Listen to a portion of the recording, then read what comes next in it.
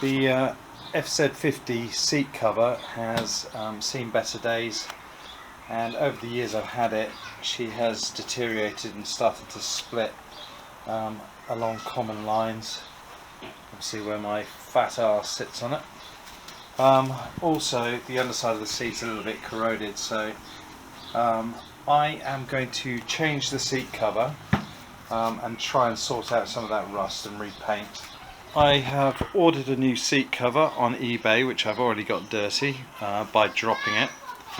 It's not exactly the same as the original, in the sense that the original has a double stitch with a piece of piping within it, and the way the seat cover mounts is there's a series of hooks pressed out of the steel pan, which the beading hooks over. Now with the reproduction seat cover, that's not a thing. It's just seat cover material, and I have a feeling that a few uses and this will start to rip. So it's not perfect by a long shot, but I think what I intend to do is to use some of the excess material to create double patches that will stick over the hook areas and hopefully reinforce those areas to stop them pulling through. I have zero sewing skills, so I will not be adding piping or trying to reproduce the original. I'm trying to preserve this as much as possible, just as a template if nothing else. The wire bead that's in there has pretty much disintegrated by the looks of it. And I see how they've done it, so I think they've actually tightened the wire beading after the seat is put in place. I don't know if you can actually see what I'm doing here. I'm going to work my way around and gradually unhook all of these. There's no point in filming the whole process, and then when I'm done I'll come back. I think I've been around and released all the hooks now, or the spikes, hooks. And now hopefully we can just peel back the edge of the seat cover. I think this is way overdue for doing.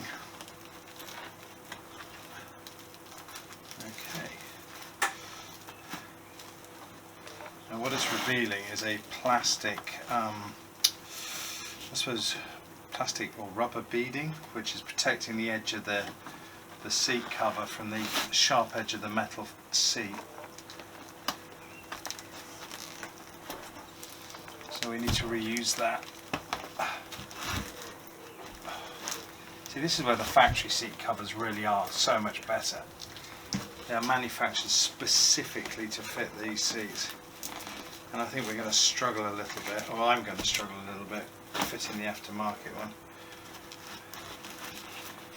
Okay, so there's the old seat cover, put that aside. And we've got this plastic strip that goes right around, so that'll need reattaching. There's a lot of corrosion under here. A lot of corrosion. A little bit denting. And also the seat pan itself is split. I did wonder if this was the case, but it's split here and here, and I may have to have that repaired. In fact, I will have to have that repaired. Don't ask me why, but Suzuki seems to have come through onto the foam. It's like it's yellowed everywhere except where the lettering was. Now here's the question: will this separate from the base? I do hope it does, because that will make our life so much better. I'm trying to avoid ripping the foam. I don't want to leave any of it stuck to the... Ah, there we go. Nasty. Nasty. But that should clean up. Good. Look at the state of that. Oh my life. And there we have one very rusty seat pan. And yeah, it's definitely, it started splitting from where the cutout for the hooks were. Bad design. Bad design, or misaligned it's started cracking here and just works its way up and over. So this will need a really good clean up, and then hopefully a mate of mine can weld that up, because I still haven't invested in a welder. But I think a serious amount of de-rusting and oh, we've got another crack. Just noticed there's a split down here. I don't know if you can see that, but yeah. So a little bit of work to do.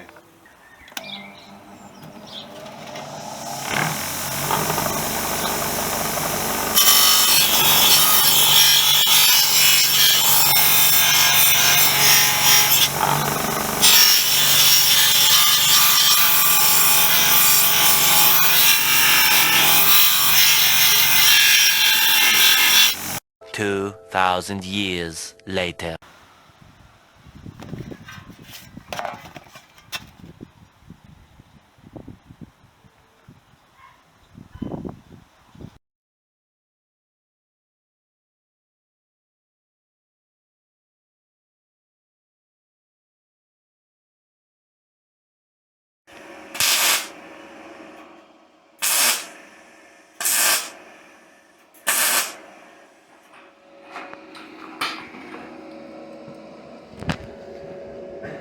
Yep, already looking better than anything I did. I'd leave it at that, Russ. It's going to be the strongest part of the seat.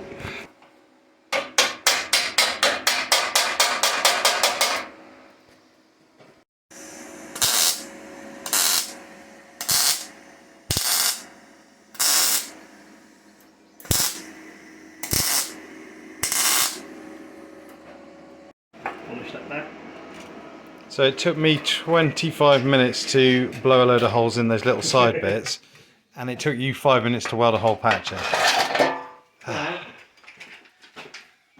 It's like what it says up there.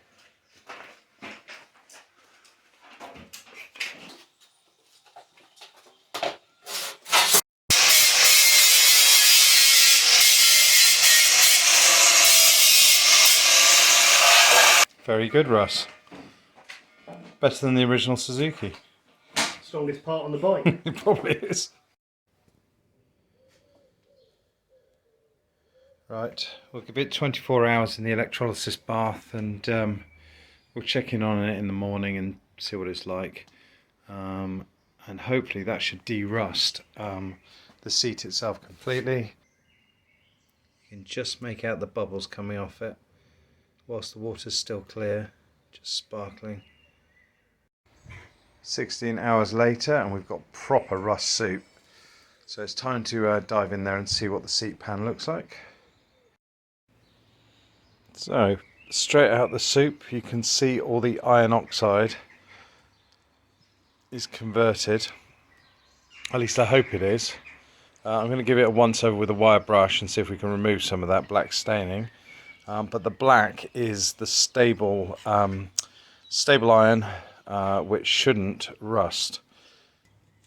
10 minutes with a wire brush and we've pretty much cleaned the worst of the corrosion off it. I'm going to stick it back in for electrolysis for another couple of hours just to mop up any of the last iron oxide, and then it's time to dry it and paint it. I have stuck a coat of etch primer on there. It's had a good coat on there. I'm just waiting for this to dry, and then we'll put some black metal paint on there and encapsulate the whole thing. And that should be the end of preparation for the seat pan. I'm currently scraping the rust off the underside of this seat. It's entirely coated in this metallic crust of rust that is bonded to it. I've worked my way around pretty much most of the seat so far, so I've just got this back end still to do, but it's slow going, and it basically involves a razor blade and effectively scratching backwards and forwards quickly to kind of break it off the surface. It does take a thin layer of the foam with it, but it seems to be the least destructive method I've found of doing it. So onwards while the paint's drying on the base of the seat. Next day, the metal paint is dry. It's obviously never going to look beautiful, but it is a seat pan. The foam's going to go on here. I did get one little run in the spray paint just down here, which does not annoy me in the least. It's now at least structurally sound thanks to Russell's handiwork. The original seat cover has a bead that almost hooks into these, whereas the new one doesn't. So we're going to have to come up with some kind of workaround for that. Otherwise I think the seat cover is just going to rip where it interacts with the spikes, and we might end up with it kind of pulling loose around the corners as well. So this is the adhesive I'm going to be using. It's just a spray adhesive. I'm going to lightly coat up both sides and then push them together once they've tacked up. Comes out like silly string. It's weird. It's really the weirdest stuff. I hope you can clean the nozzle afterwards.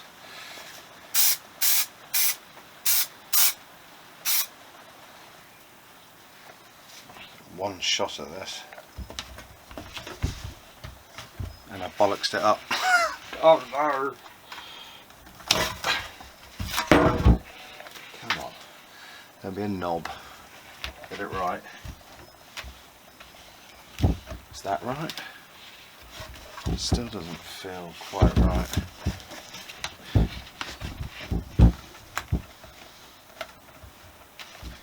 Okay, that feels better. That is better. There you go. Well, I've got 2 shots at it. It's better than the one I thought I was going to get, because that would have been a disaster.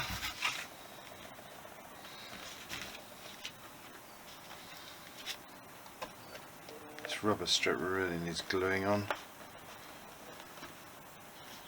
Just have to be careful. I've given in and used Copydex on the beading around the edge. I just cannot get it to sit still, so I'm going to leave that set up for an hour or so. I'm sort of at a point now where I've got to commit. We've got these series of spikes that run around the outside. I've lined up the seat cover as best as I can by eye, so at some point I've got to start pinning the fabric onto the hooks. I intend to put it under a little bit of pressure by compressing the foam each side.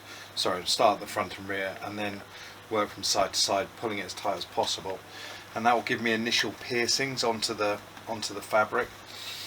From that point on, then we're going to, I think, run a bead of garden wire underneath all those hooks and form a ring, which will allow me to then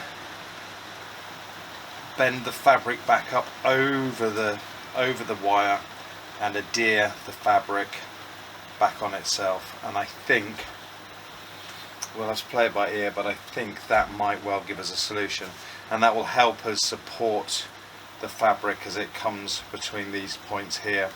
For example, it'll give me something to glue the fabric back onto. I can't think of another way of doing it really. It's kind of a simulation of what the original seat cover was like. Right, well, in for a penny, as they say.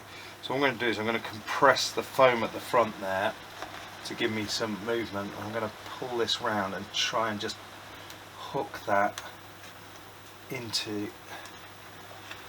the fabric like so, and then check where we are. You can see the hook coming through the fabric. Just compress the foam so that I can get the fabric to stretch up and over and hopefully pierce the fabric.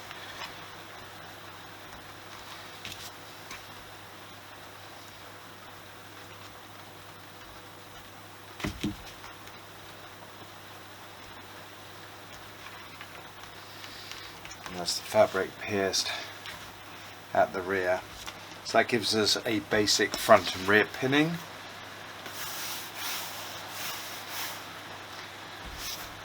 And now we've got the sides to do.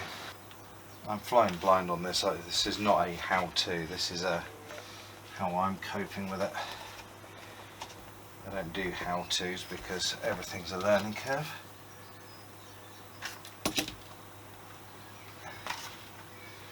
Okay.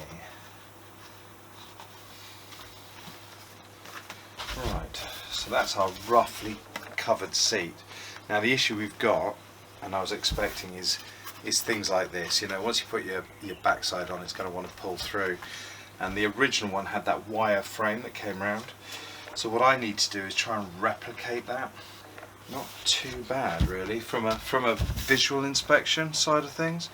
It could be improved here where we have this folding through, and I'm not quite sure how to deal with that, but deal with it we will.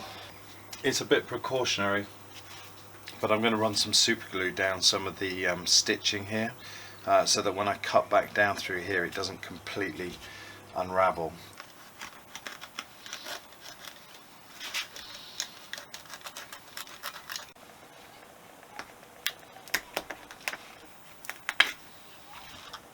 I have twisted a length of garden wire to double its thickness, so I've doubled it over on itself and then used the electric drill just to wind it up. I don't know if that shows, but that's going to form the basis of our wire bead that runs around the outside of the perimeter. Like I said, this is a bit experimental, so I don't know whether it'll work or not, but this is the plan. If it doesn't work, then I guess we're buying a new seat cover. But the idea is to work my way around. So what I will do is start by folding it back on itself and encapsulating the wire as I go around the outside using super glue and kicker or activator, mitre, pen to anyone else, and work my way around in a series of cut tabs as I go. I'm going to shut the camera down, I'm going to work my way, work it out, and then I'll come back when I've got something. What I've done is I've folded this back over itself on this section here, and I've effectively re-punctured it coming back on itself, so that it folds around that cable. And then I'm going to take some of this mitre bond, which is an activator for super glue, and I'm going to coat the surface around on both these pieces of fabric here, making sure that it's everywhere. And then what this does is it speeds up the drying of super glue, like really quickly.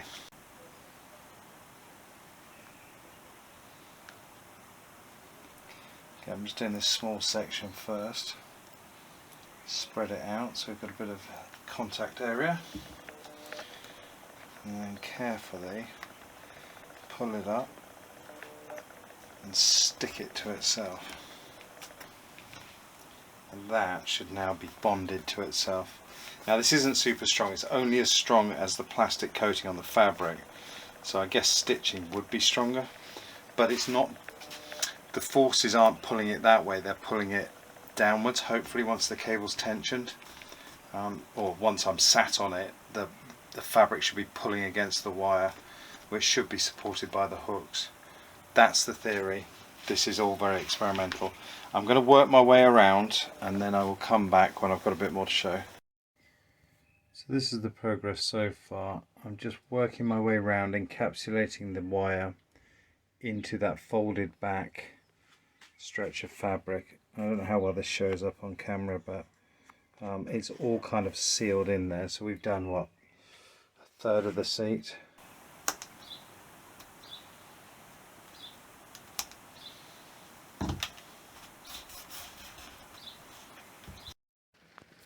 That is the last of the wiring glued into that seam as it goes around. I'm left with the two pieces of wire coming out, which I've yet to twist together. But what I'm going to do before I do that is go around and trim off all the excess, and then we'll have another look at it. Right, time to put some tension in this cable. I don't want to go mental with it because I'm not trying to rip the thing off. It just needs to be tight enough so that when I put my weight on it, it doesn't pop the seat cover off. And I am going to leave excess for the future.